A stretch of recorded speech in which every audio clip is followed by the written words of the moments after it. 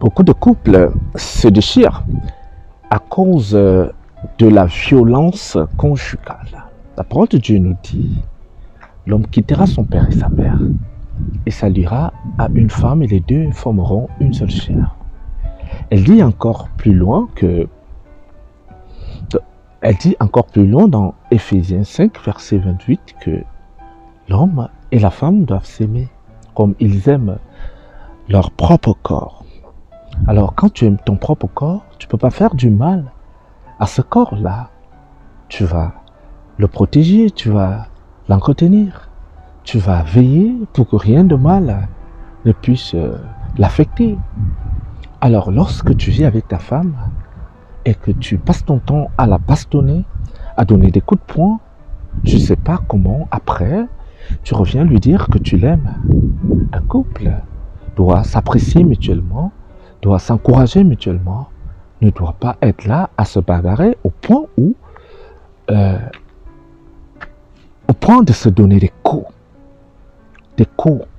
des injures de toute nature, de se prononcer des paroles qui rabaissent le partenaire.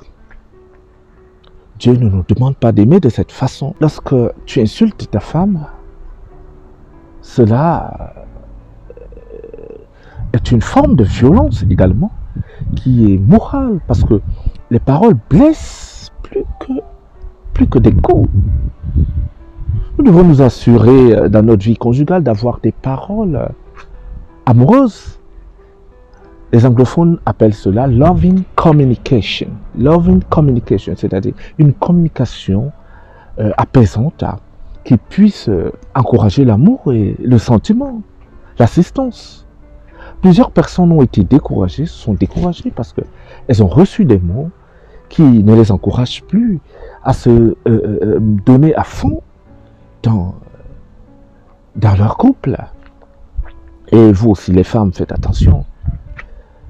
La parole de Dieu demande à la femme d'être soumise. La parole de Dieu ne demande pas à la femme d'utiliser sa bouche pour dénigrer son mari, pour dénigrer les efforts que celui-ci fait. Une femme soumise, une femme qui respecte son mari, une femme qui sait parler à son mari, qui sait s'adresser à son mari au moment où elle est en colère, qui sait dire ce qui ne va pas dans son cœur, va gagner sûrement beaucoup d'affection de son mari.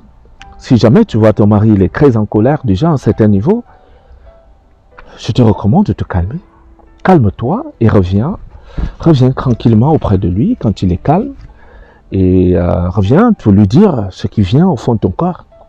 C'est pas au moment où tu vas lever le ton, en créer en concurrence avec lui, que tu pourras en ce moment te faire entendre. Dieu te recommande par soumission de te calmer et d'attendre le bon moment. Et je te conseille, à 5 heures du matin, au lever, je dis, chérie, pendant que tu es couché sur sa parquet, je dis, chérie, voilà, si ça, de façon douce, c'est ça la puissance de la femme. Même si l'homme dit non au départ et tout, mais à la fin, un homme aimant finit toujours par faire ce que son épouse lui recommande, finit toujours par céder aux caprices de sa femme. Mais beaucoup de femmes préfèrent entrer en concurrence pour se mettre à discuter avec leur mari, pour se mettre à prendre des décisions, à s'opposer par la violence morale. Et cela produit généralement la violence physique. Évitons toute forme de violence dans la vie conjugale. Créons une communication d'amour, un échange d'amour, un partage qui puisse permettre à ce que chacun puisse se sentir aimé et valorisé.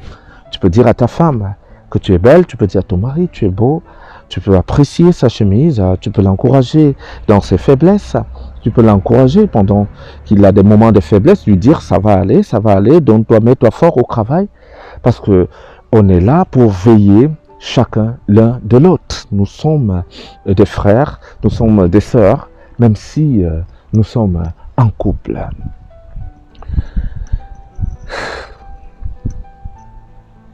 Que Dieu vous bénisse. J'espère que ce message va vous aider à construire une vie meilleure.